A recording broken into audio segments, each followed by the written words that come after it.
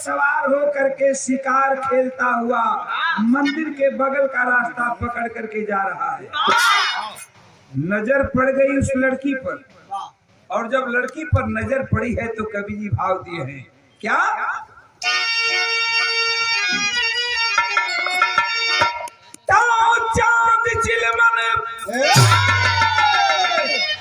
चांद चिलमन नला कर चली चंचल, चांद चकमक को चाहा चखू चांदनी, छोकरी छरहर छम छम की आवाज दी, छलम छाई छटाई छटा भामिनी, जिम वाहन जवानी कबू नमाज में, योगिनी जज बजो हर बनाया मिनी, झलक झंकार पीड़ा झलक दिल गया, झांक झकझोर डाली कुंवर कामिनी।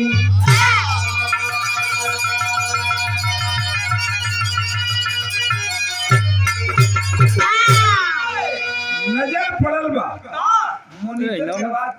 लड़की पर, मोहिनी पर नजर पड़ी है, और जब नजर पड़ी है तो लगाम खींचने लगा घोड़ा का वो नौजवान।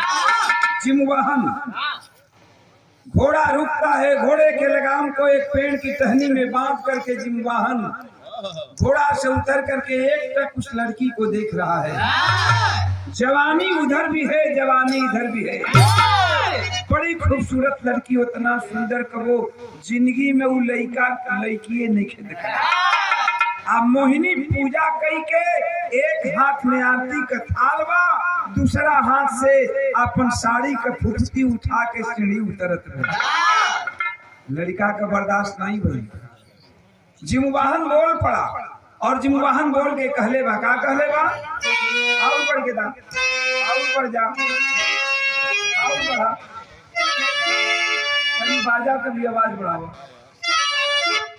तरज बा रेडियो रिकॉर्ड से रहुआ सब सुनी ला, का तरज कलाई बा मास्टर?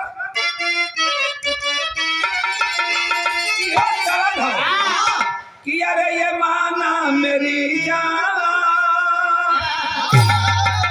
ये माना मेरी जान, मुहब्बत सजा है, मजा इसमें इतना मगर किस लिए है। लेकिन लड़कवा कहत बा लड़किया से, जिमवाहन मोहिनी से बोलता है, क्या पड़ा बोल पड़ा क्या? कि अरे लगा तीर उर में,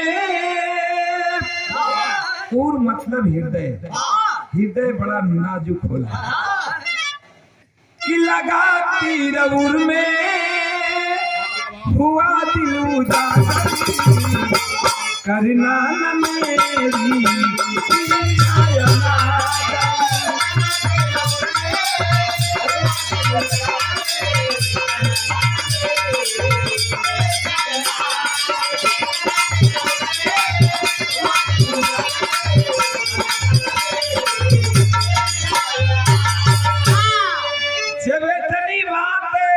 नौजवान जिमवाहन का लश्कर लड़की रुक गई,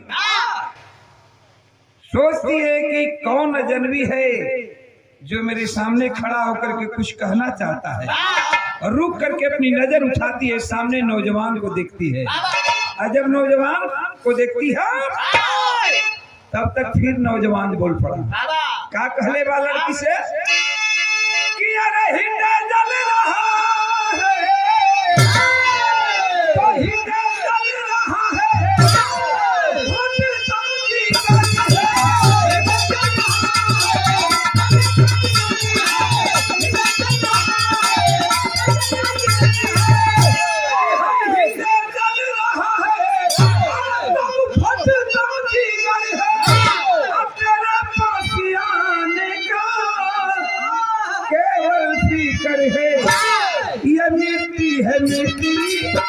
मिट्टी का बना हुआ शरीर अर्थात मिट्टी, हिंदी साहित्य व्याकरण से यमक अलंकार दिया गया। कि ये मिट्टी है मिट्टी, ये मिट्टी है मिट्टी, न मिलना है इसको, ये मिट्टी है मिट्टी, न मिलना है इसको, एक दिन यहाँ से जाना है इसको, मिलना है इसको।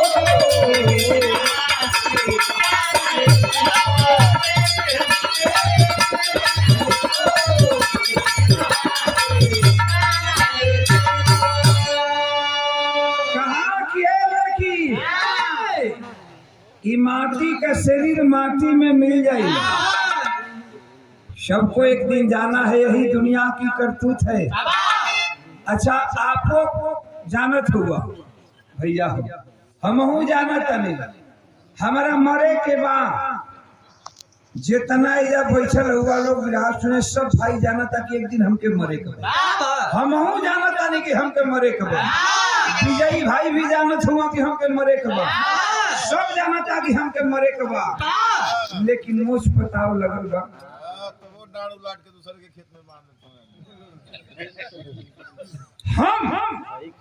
हम लगल बा, हम ओम प्रकाश गवैया हैं, हम फलाना बाबू साहेब हैं, हम फलाना पंडित जी हैं।